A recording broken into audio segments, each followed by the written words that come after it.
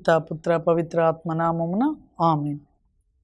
దివ్యవాణి ప్రేక్షకులందరికీ దివ్యవాక్కు అనే కార్యక్రమం తరపున శుభములు తెలియజేసుకుంటున్నాను. ఈరోజు మన ధ్యానాంశం మత్తయి సువార్త 7వ అధ్యాయము 13-14 వచనములు. మత్తయి సువార్త 7వ అధ్యాయం 13-14 వచనములు.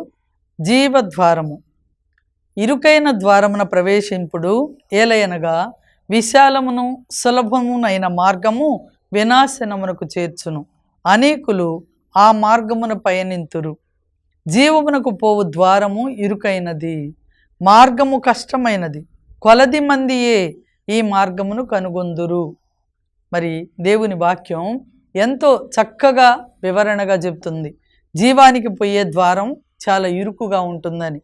జీవద్వారం, ఇరుకైన ద్వారంలో ప్రవేశించండి అని ప్రభువే ఇక్కడ మనకి స్వయంగా చెప్తున్నారు. రెండు మార్గాలు మన ముందు పెట్టారు. మొదటిది విశాలమైన మార్గం. ఒకటి విశాలమైన మార్గం, అది నాశనానికి దారితీస్తుంది అని చెప్పారు. రెండవదిగా ఇరుకైన మార్గం, ఇది నిత్య జీవానికి దారితీసేది. ఇరుకైన మార్గం నిత్య జీవానికి దారితీసేది. ప్రభువు ఇరుకైన ద్వారమున ప్రవేశింపుడు అంటున్నారు.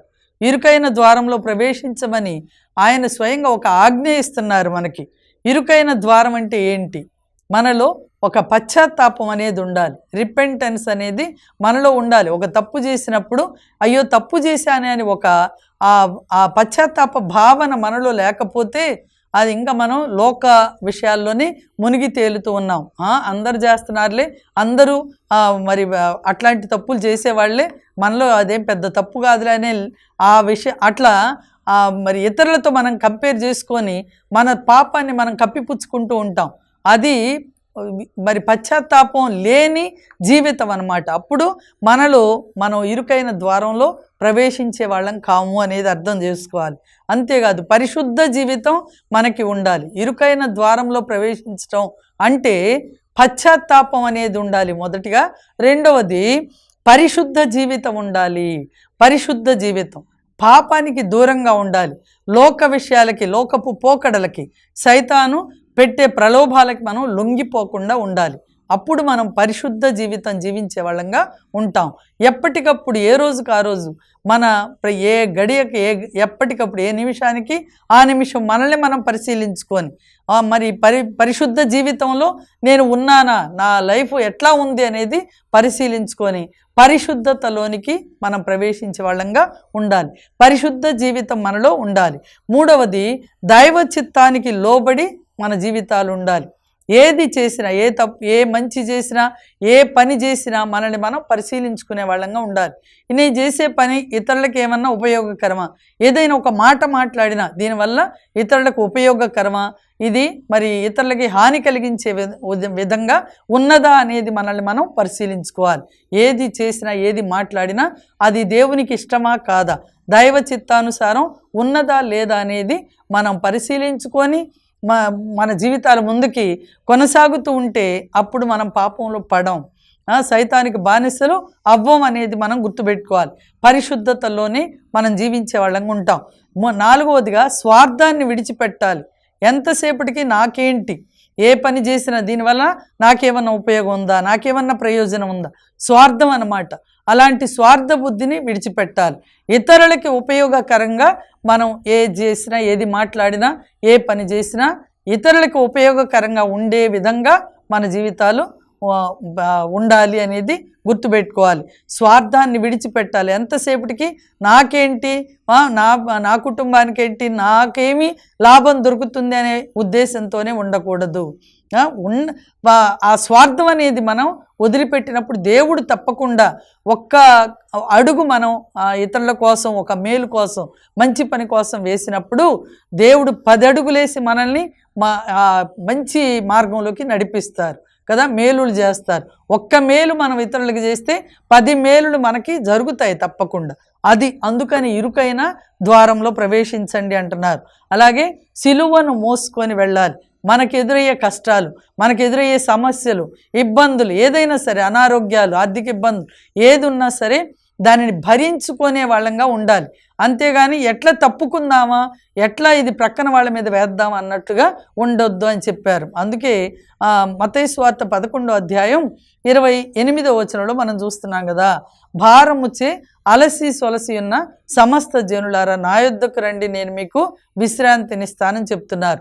మన సిలువను మనం మోసుకొని వెళ్ళే వాళ్ళంగా మనం ఉండాలి.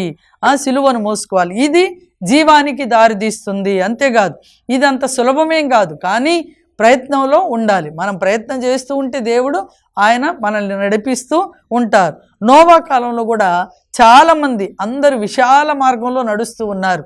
అందరూ తింటూ త్రాగుతూ ఇల్లు కట్టుకుంటూ పెళ్ళిళ్ళు చేసుకుంటూ రకరకాల పనుల్లో సతమతమైపోతూ ఉన్నారు. కానీ దేవుడు నోవా ద్వారా అనేకుల్ని హెచ్చరించినా కూడా వాళ్ళు పట్టించుకోలేదు. నోవా ఒక్కడే దేవుని మాటకు విధేయుడై దేవుడు చెప్పింది చెప్పినట్లుగా ఏమరపాటు లేకుండా నోవా చేశాడు అని చెప్పబడింది. కాబట్టి నోవా దేవుని మాట విన్నాడు కాబట్టి ఆ ఇరుకైన మార్గం అయినప్పటికీ కూడా మరి దేవుని రక్షణలోకి మరి కొనిపోబడ్డాడు కదా. రక్షణ ఓడ, ఆ ఓడ ప్రవేశించి ఓడ తయారు చేసుకొని చెప్పినట్లు చేశాడు.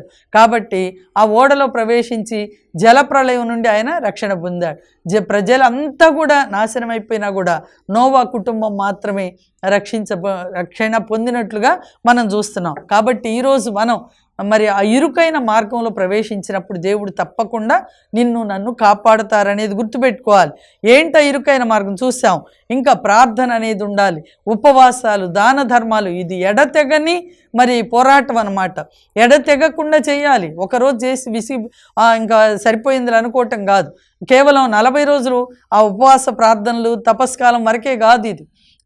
ఇది జీవితకాలం మనం చేయవలసిన కార్యక్రమాలు. కాబట్టి ప్రార్థన, ఉపవాసం, దాన ధర్మాలు ఇలాంటి అన్నీ కూడా మనం ఎప్పటికీ కూడా కొనసాగిస్తూనే ఉండాలి, కానీ ఆపివేయకూడదు. ఇది ఇరుకైన మార్గమే, కష్టమైన మార్గమే అయినప్పటికీ కూడా ఈ మార్గంలోనే మనం పయనిస్తే గనక జీవానికి దారితీస్తుంది. సేఫ్టీ సైడ్లో ఉంటాం, అంతే. సేఫ్టీ జోన్లో ఉంటాం. మనల్ని పక్కన వదిలిపెట్టరు దేవుడు ఎప్పుడు కూడా. ఆయన మీద విశ్వాసంతో కొన్ని రిస్క్ తీసుకోకుండా ఏది కూడా మనకి ఫలితాలు రావు. కాబట్టే రిస్క్ తీసుకోవాలి. నేను ఈ మధ్య 10th క్లాస్ రాసిన ఒక అమ్మాయి గురించి విన్నాను. వాళ్ళ నాన్న ఆటో డ్రైవర్.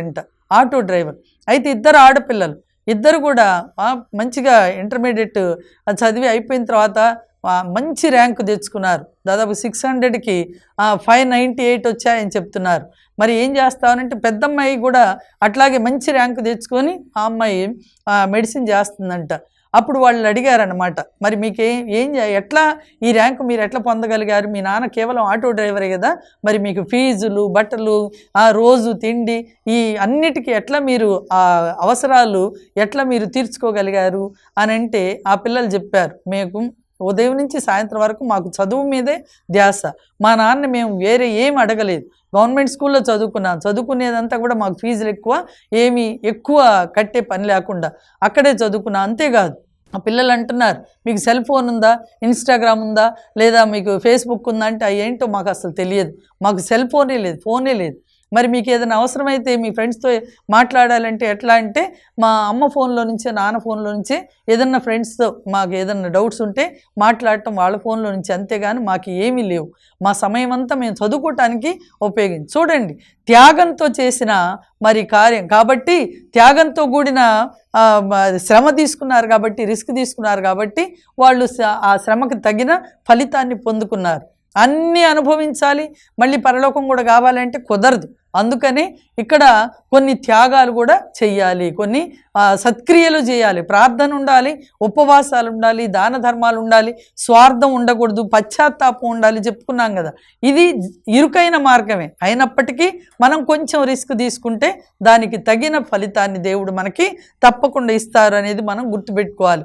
అందుకే యోహాను రాసిన మొదటి లేఖ 4వ అధ్యాయంలో 4వ వచనంలో ప్రభు వాక్యం ఇలా సెలవిస్తూ ఉంది, ఐహికమును కానీ చిన్న మీరు దేవునికి చెందిన వారే అసత్య ప్రవక్తలను ఓడించి తిరిగి లౌకికులకు వారిలో ఉండు ఆత్మ కంటే మీలో ఉండు ఆత్మ శక్తివంతమైనది.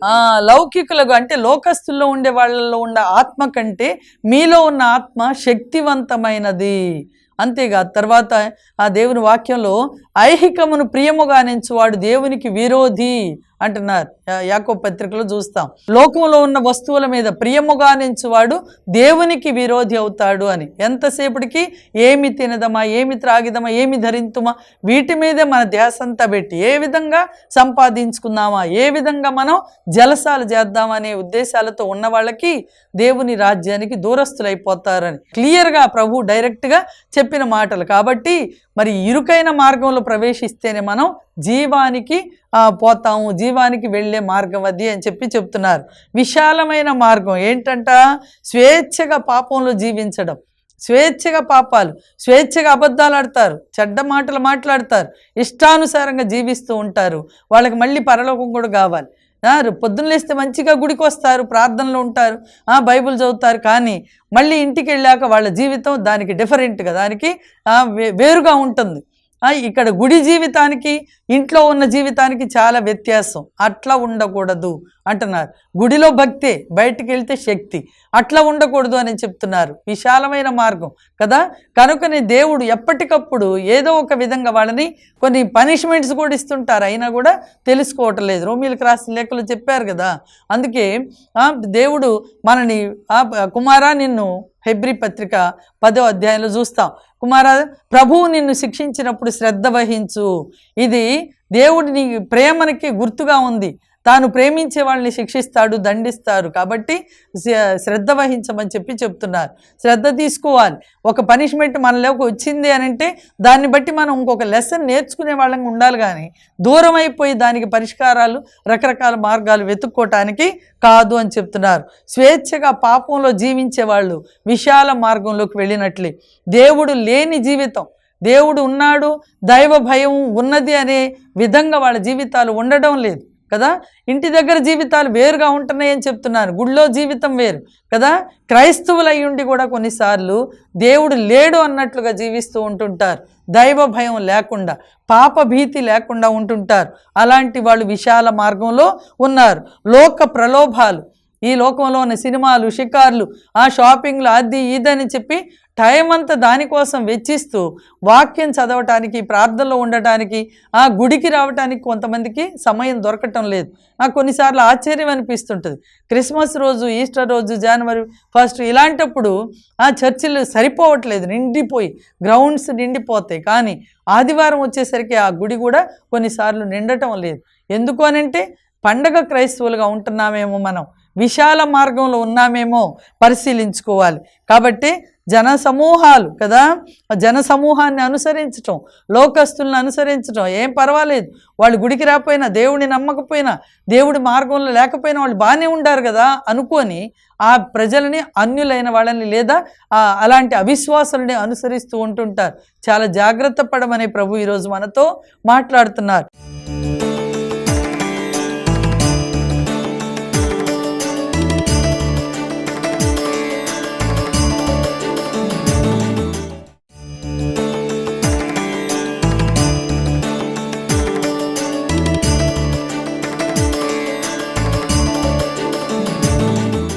విశాల మార్గం, ఇది సులభ మార్గం, ఎలాంటి నియమాలు ఉండవు.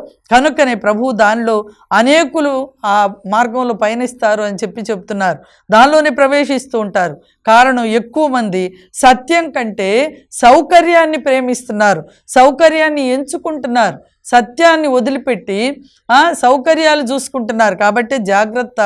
పరిశుద్ధత కంటే కూడా ఆనందాలను ఎక్కువగా వెంబడిస్తూ ఉన్నారు.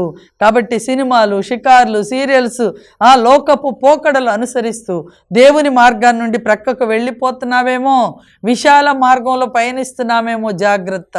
అది విశాలము సులభమునైన మార్గం వినాశనానికి దారితీస్తుంది అని చెప్పారు. కాబట్టి అనేకులు ఆ మార్గంలో పయనిస్తున్నారు. జీవానికి పోవు ద్వారము ఇరుకైనది, మార్గము కష్టమైనది, కొలది మందియే దానిలో ప్రవేశిస్తారు అంటున్నారు. కొద్ది మందేనట. ఆ కొద్ది మందిలో నువ్వు నేను ఉన్నామో లేదో పరిశీలించుకోవాలి. జీవానికి పోవు మార్గం సంకుచితమైనది, కష్టాలతో ఉంటుంది, పరీక్షలతో ఉంటుంది, తిరస్కారంతో ఉంటుంది. కానీ ఈ మార్గంలో దేవుని సన్నిధి తోడుగా ఉంటుంది. గుర్తుపెట్టుకోవాలి. కష్టాల్లో ఉన్నావా, సమస్యల్లో ఉన్నావా, ఇబ్బందుల్లో ఉన్నావా, దేవుని సన్నిధి మనకి ఎప్పుడు కూడా తోడుగా ఉంటుంది అని చెప్పి మనం గుర్తుపెట్టుకోవాలి. ఆయన ఎప్పుడు కూడా కష్టాల్లో ఉన్న వాళ్ళని విడిచిపెట్టరు కదా. వేదనల వలన మరి వేదనల వలన కృంగిపోయిన వారికి ప్రభువు చేరువలోనే ఉండును, బాధల వలన ధైర్యము కోల్పోయిన వారికి ప్రభువు దాపులోనే ఉండును అని కీర్తనల గ్రంథం 34:18 సెలవిస్తున్నారు. కాబట్టి ఎక్కడైనా సరే మన కష్టంలో, బాధలు, ఇబ్బందిలో ఉన్నప్పుడు ప్రభువు మనకి అండగా ఉంటారు, తోడునీడుగా ఉంటారు, సహాయం చేస్తారు కదా.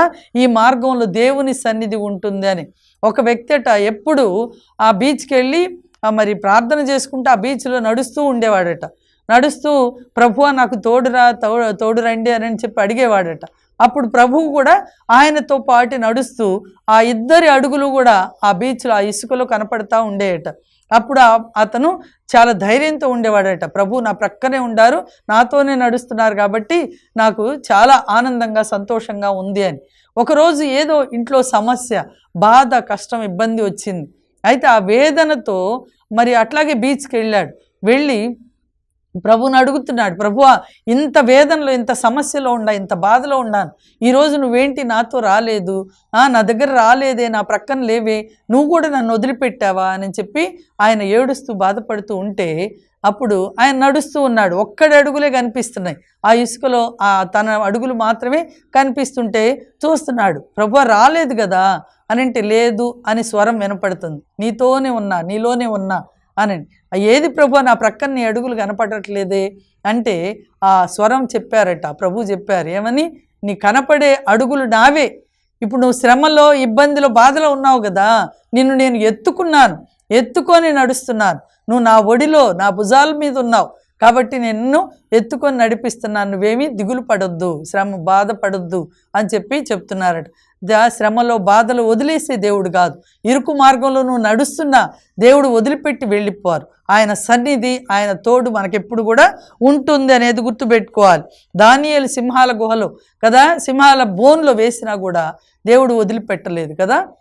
అట్లాగే మనం 14వ అధ్యాయంలో చూస్తాం దానియేలు గ్రంథం కదా, ఆకలితో ఉన్నాడు. అక్కడ బోన్లో సింహాలన్నీ కూడా ఆకలితో ఉన్నాయి, కానీ దానియేలును ముట్టుకోలేదు కదా. జంతువులు దేవుని మాటకు లోబడ్డాయి. సింహాలు నోరు మూసుకోండి, దానియేలుకి ఏమాత్రం హాని చేయొద్దు అంటే కూడా అవి ఆకలితో ఉండి కూడా దానియేలుకి ఏమాత్రం కీడు చేయలేదు. అంతేకాదు, దానియేలుని దేవుడు, ఆ సింహాల బోనులో ఉన్న దానియేలును కూడా దేవుడు పోషించాడు. ఎవరి ద్వారా?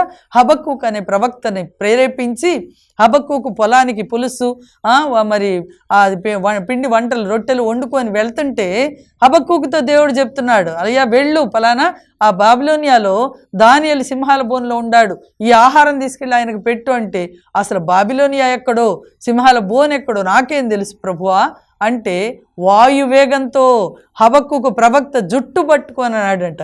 తల వెంట్రుకలు పట్టుకొని, జుట్టు పట్టుకొని పట్టుకొచ్చి ఆ బోన్ దగ్గర వదిలేశాడంట. అంత గొప్ప ఆశ్చర్యకరుడైన దేవుడు. ఫ్లైట్ కూడా రాదు అంత స్పీడ్గా, వాయువేగంతో అన్నారు. ఆ స్పీడ్తో తీసుకొచ్చి ప్రవక్తని ఆ ఆహారం తీసుకొచ్చి దానియేలుకి పెట్టాడు, పోషించారు. అంత గొప్ప దేవుణ్ణి కలిగి ఉన్న నువ్వు నేను ఎందుకు ఇంకా బాధ, ఎందుకు ఇంకా దిగులు, విచారం అన్నిటిని కూడా ప్రభు అందుకే అంటున్నారు, పేతురు రాసిన మొదటి లేఖ 5వ అధ్యాయం 7వ వచనంలో, మీ విచారములన్నీ ఆయనపై మోపండి, ఏలైనా ఆయన మిమ్ము గురించి శ్రద్ధ వహించును అంటున్నారు. కనుక విచారాలు, బాధలు, దిగుళ్ళు అక్కర్లేదు కదా. యోసేపుని చూస్తున్నాం, బాధలలో కూడా కదా పరిశుద్ధతను కాపాడుకున్నాడు.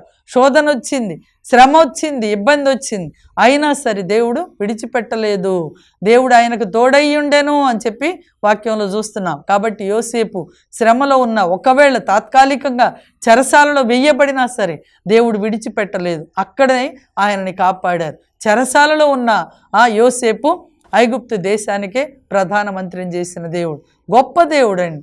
ఏ స్థితిలో నుండి ఏ స్థితిలోకి ఆయనకి క్షణం పట్టదు. మన స్థితిని, పరిస్థితిని మార్చడానికి మనం ఎప్పుడు కూడా ఆయన స్తుతించే వాళ్ళంగా ఉండాలి. స్థితి మారుస్తుందట.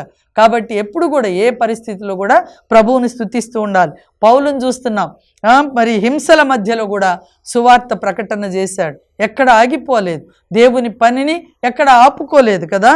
హింసల్లో కూడా మనం చూస్తే అపోస్తుల కార్యాలు 16వ అధ్యాయం 25 నుంచి వచనాలలో చూస్తే, దాదాపు అర్ధరాత్రి వేళ పౌలు శీలని చెరసాలలో ఆ రెండు దొంగల మధ్యలో, దొంగలంటే పెద్ద పెద్ద మొద్దుల మధ్యలో ఆ గొలుసులతో బంధించి పెడితే అక్కడ 16వ అధ్యాయం 25వ వచనం నుండి చదువుదాం. అక్కడ అర్ధరాత్రి వేళ పౌలు శిలాసులు ప్రార్థించుచు దైవస్తుతి గీతములను పాడుచుండగా తక్కిన ఖైదీలు వాటిని వినుచుండేది. అప్పుడు హఠాత్తుగా ఒక గొప్ప భూకంపము కలుగగా చెరసాల పునాదులు కంపించి ఒక్కసారిగా తలుపులన్నీ తెరుచుకుని. చూడండి, చెరసాల పునాదులు కంపించటమే కాదు, చెరసాల తలుపులు తెరుచుకున్నాయంట. ఎంత విచిత్రమైన భూకంపం అది కదా. చూడండి, దేవుని కార్యాలు అలాగే ఉంటాయి. అంతేకాదు, బందీల సంఖ్యలు కూడా తెగి కింద పడ్డాయి. భూకంపానికి సంఖ్యలు తెగి పట్టం ఏంటి? ఎంత ఆశ్చర్యకరుడైన దేవుడు. అయినా సరే ఖైదీలు ఎవ్వరు పారిపోలేదు. వాళ్ళందరూ ఆ పౌలు శీలలు స్థుతిగీతాలు పాడుతూ ఉంటే తక్కిన ఖైదీలు వాటిని వినుచుండిరి. ప్రార్థన చేసే వాళ్ళకే కాదు, వినే వాళ్ళకు కూడా ఆశీర్వాదకరం అయిపోయింది. వాళ్ళు పాటలు పాడుతూ ఉంటే ఆ పాటల ద్వారా పాటలు విన్న వాళ్ళకు కూడా అది ఆశీర్వాదం అయిపోయి వాళ్ళ సంఖ్యలు పడిపోయినా కూడా వాళ్ళు చెడ్డ పనికి పాల్పడలేదు, వాళ్ళు పారిపోవడానికి ప్రయత్నం చేయలేదు కదా. చూడండి, దేవుని కార్యాలు అంత ఆశ్చర్యకరం. నువ్వు ఏ స్థితిలో ఉన్నా, ఎలాంటి బందికానాలో నువ్వు బంధించబడి ఉన్నా దేవుడు మాత్రం నిన్ను విడిచిపెట్టరు.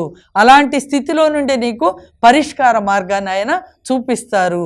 కాబట్టి చెడు చేయడానికి మనం పాల్పడక్కర్లేదు, చెడు మార్గానికి మనం మరి వెళ్ళనక్కర్లేదు కదా. అవకాశాలు చాలా వస్తాయి, లోకం చాలా విశాలమైంది, చాలా మార్గాలు చూపిస్తుంటుంది. కానీ అవన్నీ మనం ఆ మార్గంలోకి వెళ్ళటానికి కాదు. మనకు అవకాశాలు ఉన్నాయి, కానీ అవకాశాలు మనం చెడుకి ఉపయోగించుకోవడానికి కాదు, ఒక మంచి పనికి ఉపయోగించుకున్నప్పుడు, ఆ చెడును మనం విడిచిపెట్టినప్పుడు దేవుడు తప్పకుండా మనకి జీవ మార్గం అంటే చాలా గొప్ప, మరి ఎప్పటికీ తరిగిపోని ఆ మార్గాన్ని మనకి చూపిస్తారు. ఆ మార్గంలోని ద్వారా మనల్ని మరి దేవుని ఆ జీవంలోనికి తీసుకొని పోతారు. ఎల్లప్పటికీ ఉండే ఆ పరలోక మరి ద్వారం మన కోసం తెరవబడుతుంది అనేది మనం గుర్తుపెట్టుకోవాలి. చివరికి వీళ్ళంతా కూడా మహిమ పొందుకున్నారు కదా, ఆయన మహిమలో పాలు పంచుకున్నారు. దానిని కనుగొనేవారు కొందరే అంటున్నారు. ఇదే బాధాకరం. చాలామంది దేవుణ్ణి వెతకరు, పశ్చాత్తాపం ఉండదు, లోకాన్ని విడవలేరు. కానీ దేవుడు ప్రతి ఒక్కరిని పిలుస్తున్నారు కదా, ప్రతి ఒక్కరిని పిలుస్తున్నారు. ఏ ఒక్కరు నశించిపోవటం దేవునికి ఇష్టం కాదు అని చెప్తున్నారు. మనం ఈ వాక్యం ద్వారా మనం నేర్చుకోవాల్సిన ఒక ఆధ్యాత్మిక పాఠం ఏంటి అంటే, ప్రతి మనిషి కూడా ఒక మార్గాన్ని ఎంచుకోవాలి. మధ్య మార్గం అనేది లేదు. అటు విశాల మార్గమా, ఇటు ఇరుకు మార్గమా, ఏదో ఒకటి ఎంచుకోవాలి. రెండవదిగా, జన సమూహంలో పడి లోకానుసారంగా మనం ప్రవర్తించడం సరైంది కాదు, అది సత్యం కాదు, సత్యమై ఉండదు అనేది గుర్తుపెట్టుకోవాలి. మూడవది, కష్టమైన మార్గం అయినప్పటికీ కూడా తప్పు కాదు, కష్టమైనప్పటికీ కూడా తప్పు మార్గం కాదు అనేది గుర్తుపెట్టుకోవాలి. దేవుని మార్గం ఇరుకుగానే ఉంటుంది, ఆ ఇరుకు మార్గంలో మనం ప్రవేశించాలి. నిత్య జీవం, చివరిగా మనం నిత్య జీవం పొందుకుంటాం. ఇరుకు మార్గంలో ప్రవేశించినప్పుడే నిత్య జీవం పొందుకుంటాం. నిత్య జీవం అనేది చాలా విలువైనది. ఇరుకైన మార్గం చివర జీవం ఉండదు కదా. ఇరుకైన మార్గంలో చివర జీవం ఉంటుంది. ఇరుకైన ద్వారంలో ప్రవేశించినప్పుడు జీవంలోకి మనం వెళతాం. నేను ఏ మార్గంలో ఉన్నాను పరిశీలించుకోవాలి. దేవుని చిత్తమా, లోకానుసారంగా నేను ప్రవర్తిస్తున్నానా, సౌకర్యాన్ని ఎంచుకుంటున్నానా, పరిశుద్ధత కోసం పోరాడుతున్నానా? కాబట్టి మనం ధైర్యంగా ఇరుకైన మార్గం గుండా ప్రవేశించాలి. అప్పుడే జీవ మార్గంలో నడిపించమని ఆ ప్రభువుని మనం వేడుకున్నప్పుడు ఆయన తన జీవ ద్వారం తెరిచి జీవ మార్గంలోకి మనల్ని ప్రవేశింపజేస్తారు. అది ఎప్పటికీ నశించిపోని ఆ పరలోక భాగ్యం, నిత్య జీవం అనేది. కాబట్టి ఎప్పటికీ నశించిపోని పరలోక జీవితం కావాలా, లేదా ఎప్పటికీ ఆరిపోని నిత్య నరకాగ్ని కావాలా? ఈరోజే మనం ఎంచుకోవాలి. ఏదో ఒక్క మార్గాన్ని ఎంచుకోవాలి. మధ్య మార్గం అంటూ ఇంకొకటి లేదు కదా. ఇరుకు మార్గమా, విశాల మార్గమా పరిశీలించుకొని దానిలో ప్రవేశించడానికి ప్రయత్నం చేద్దాం. ప్రార్థన చేసుకుందాం. పరిశుద్ధుడైన మా దేవా, మీకు స్తోత్రాలు, వందనాలు ప్రభువా. నాయన, రెండు మార్గాలు మా ముందు పెట్టారు, ఇరుకు మార్గము, విశాల మార్గం. నాయన, ఇరుకు మార్గంలో ప్రవేశిస్తే నాయన జీవానికి దారితీస్తుందని చెప్పారు. విశాల మార్గం నాయన నాశనానికి దారితీస్తుందని చెప్పారు. కనుక ప్రభువా ఇకనైనా మా జీవితాలను మేము సరిచేసుకొని విశాల మార్గం మా ముందు పెట్టి సైతాను మమ్మల్ని ప్రలోభ పెడుతూ నాశనానికి తీసుకెళ్ళడానికి ప్రయత్నం చేస్తూ ఉంటుంది. లోకం కూడా ప్రభువా మమ్మల్ని ఆకర్షిస్తూ ఉంటుంది. ఈ శరీర ఆశలు కూడా ప్రభువా మమ్మల్ని జీవ మార్గంలోకి వెళ్లకుండా ఆటంక పెడుతూ ఉంటాయి. కనుక ప్రభువా మమ్మల్ని మేము తెలుసుకొని ప్రభువా ఇరుకైన మార్గం అయినప్పటికీ నీ మార్గంలో ప్రవేశించి జీవాన్ని పొందుకోవడానికి నీ బిడ్డలందరినీ కూడా ప్రేరేపించి నడిపించమని యేసు నామములో వేడుకొని పొందుకుంటున్నాము తండ్రి. ఆమేన్. ఆమేన్.